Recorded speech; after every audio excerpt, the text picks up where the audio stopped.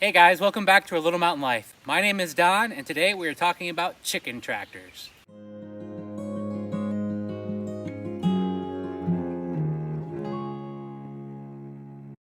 There's been a big push recently to get away from eating caged animals. And although this is essentially a cage, this is not your typical cage for an animal like a chicken at Tyson's. This cage moves every single day. They have all the perks of being free range without the dangers of being eaten by things like hawks or raccoons or a coyote.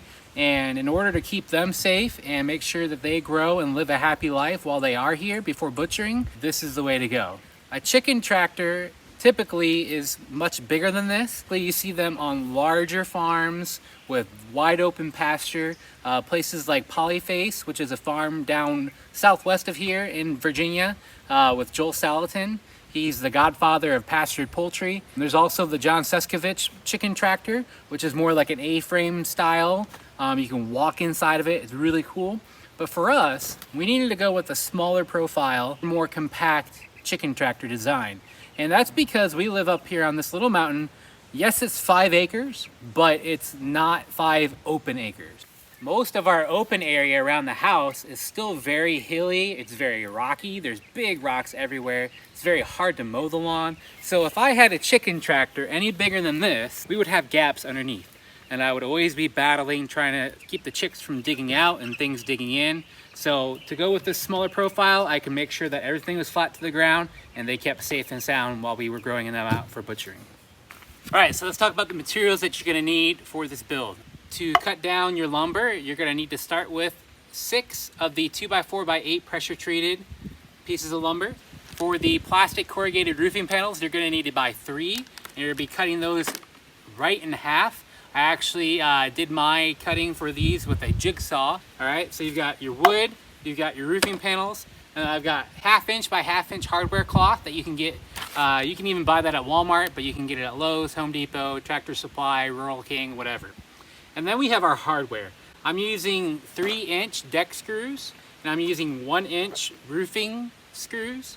These have the washer built into them. You've got 2 of the hinges, the door hinges. These just happen to be 3.5 inch. I do have some metal angle brackets, which I'll show you how those work later. And we've got a little handle. A lot of this stuff you guys can get by without, but this is exactly what I've done, so I'm including it. And then I have wood glue. Titebond 3 is a wood glue I've really enjoyed using over the last 8 years or so. I actually used this wood glue to waterproof a boat that I built. No joke. Like, I diluted this and waterproofed a boat with it. So it's really good, long lasting, will hold up in the elements. Titebond 3. All right, so let's get to the build. So I'm pre-drilling all the holes for all the screws that go in because you don't want to split the wood. And it's kind of hard to do all this when you're by yourself and trying to film it. Eventually I figured it all out and we start putting it together. The thing to keep in mind is it's just a box. There's nothing really fancy about this build.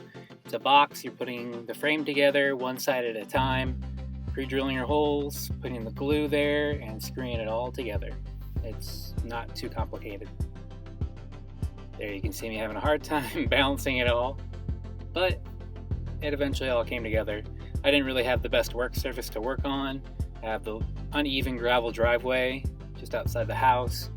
One day I'll have a nice workshop to be able to put these projects together, like Kenny on Life and Big Old Road, but until then, I'll make it work. I didn't get it on camera, but I eventually did add the metal angle brackets at all the corners. And then you can see I also put in this cross brace in the back at the ankle to help give some more lateral stability and support to the frame. And then here I'm putting pieces on the top of the bottom half of the chicken tractor to assemble the top lid or that door on top. And here's me putting together the hinges for that lid. The lid goes the full length of the chicken tractor so that I have full access to every little bit of room inside. These are just standard door hinges you can get for like $3 at Lowe's, nothing special. And then it's time to put the rest of the hardware cloth on the rest of the frame. You can see I just used a cutoff wheel with my angle grinder to cut it nice and easy, and used an electric stapler to staple it on. Don't be skimpy on your staples, put plenty in to help keep predators out.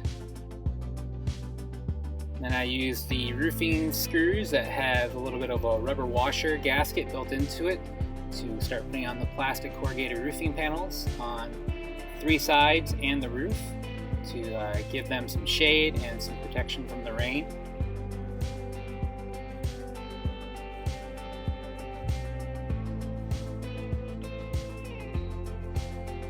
I opted not to put hardware cloth behind these plastic panels. I had a little bit of an overlap, so it did go a little bit inside the seam of the plastic panels. You can see there's a little bit of an overlap, but I didn't feel like it was too necessary to waste all that hardware cloth on the inside that was going to be covered by plastic eventually anyhow. If this chicken tractor was sitting out in the open, out in the woods or out in a field where a bear could get to it, I'd probably wrap the whole thing, but it's not necessary in my case. I just put a simple little locking, it's like a barrel bolt lock there. It's not really anything fancy. And then I put a piece of extra lumber there. I just put a screw through the end of it, screwed it into that middle brace in the chicken tractor, and it just hinges up and down to prop the door out of the way when you're trying to get access to the inside. Early on, I mentioned the bigger chicken tractors that are out there, but ours most closely resembles the small chicken tractor put together by Jason at Sow the Land. He also has a smaller property and wanted to be able to put out about 15 birds at a time.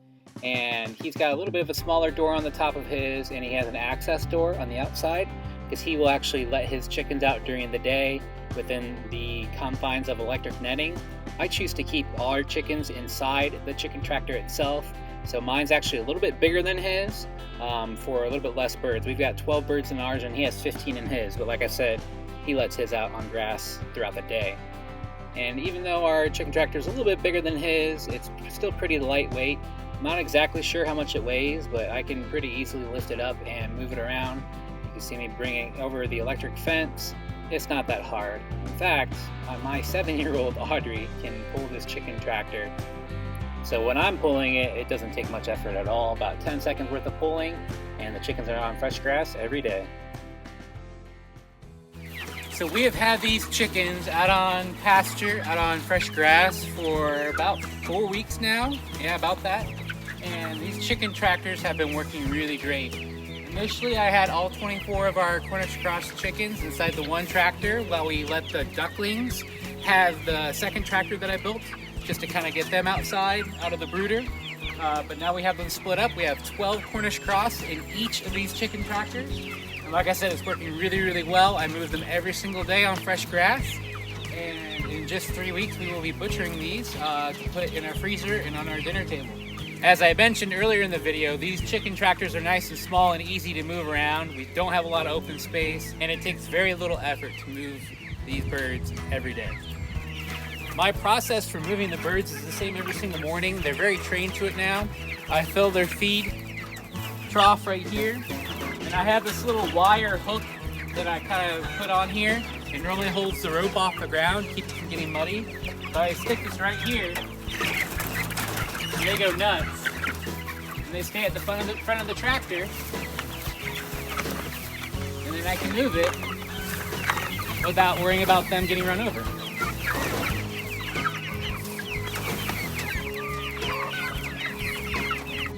Same thing with this one. Pick up the rope, take the feed, put it on this little hook. Double check, make sure there's no stragglers in the back, and give it a tug.